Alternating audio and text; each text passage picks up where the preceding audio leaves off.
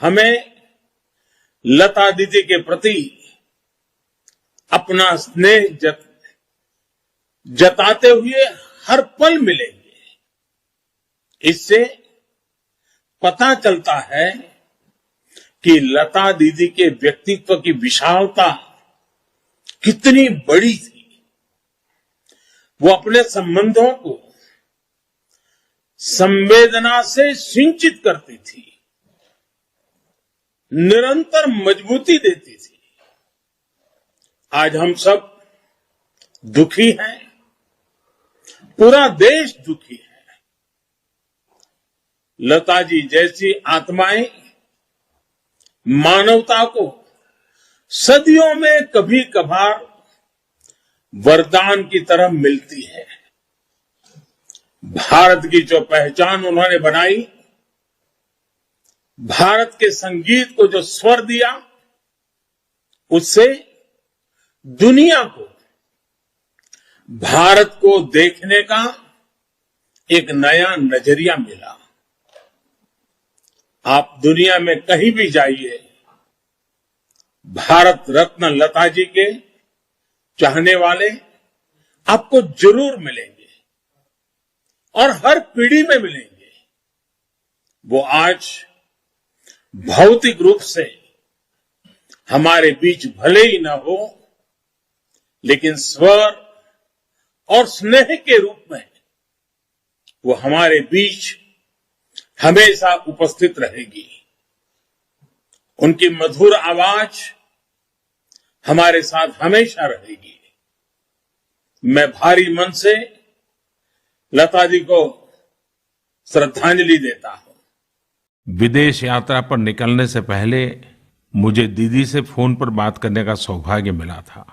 ये बातचीत वैसी ही थी जैसे बहुत दुलार में छोटा भाई अपनी बड़ी बहन से बात करता है। मैं इस तरह के व्यक्तिगत संवाद के बारे में कभी बताता नहीं, लेकिन आज चाहता हूं कि आप भी लता दीदी की बातें सुने, उस बातचीत को सुने। सुनिए कि कैसे आयु के इस पड़ाव में भी लता दीदी देश से जुड़ी तमाम बातों के लिए उत्सुक है, तत्पर है और जीवन का संतोष भी भारत की प्रगति में है, बदलते हुए भारत में है, नई ऊंचाइयों को छू रहे भारत में है। लता दीदी प्रणाम, मैं नरेंद्र मोदी बोल रहा हूँ। प्रणाम।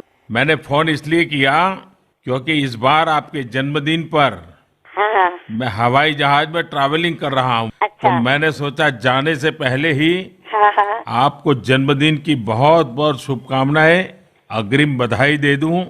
आपका स्वास्थ्य अच्छा रहे, आपका आशीर्वाद हम सभी पर बना रहे, बस यही प्रार्थना। और आपको प्रणाम करने के लिए मैंने अमेरिका जाने से पहले ही आपको फोन कर दिया।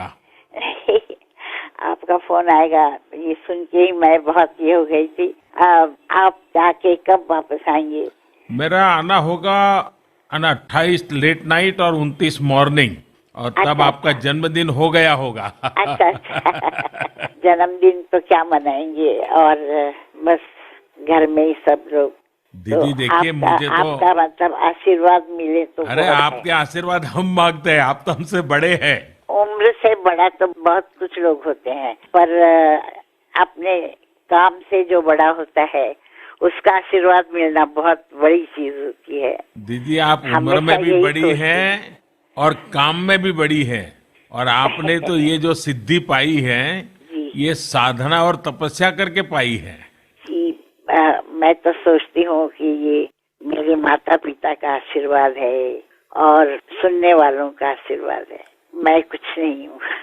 यही आपकी नम्रता जो है, ये हम नई पीढ़ी के सबके लिए एक बहुत बड़ी शिक्षा है, बहुत बड़ा हमारे लिए इंस्पिरेशन है कि आपने जीवन में इतना सब कुछ क्लियर करने के बाद भी आपके माता पिता के संस्कार और उस नम्रता को हमेशा ही प्राथमिकता दी है। और मुझे तो खुशी है कि जब आप गर्व से कहती हो कि आपकी माँ गुजराती थी, और मैं जब भी आपके पास आया आपने मुझे हमेशा कुछ न कुछ गुजराती खिलाया। आप क्या है आपको खुद पता नहीं है।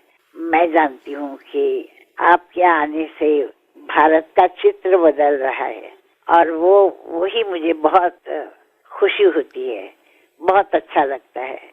बस दीदी आपके आशीर्वाद बने रहे, पूरे देश पर आपके आशीर्वाद बने रहे और हम जैसे लोग कुछ न कुछ अच्छा करते रहे। मुझे आपने हमेशा प्रेरणा दी है, आपकी चिट्ठी भी मुझे मिलती रहती है और आपकी कुछ न कुछ भेंट सौगात भी मुझे मिलती रहती है।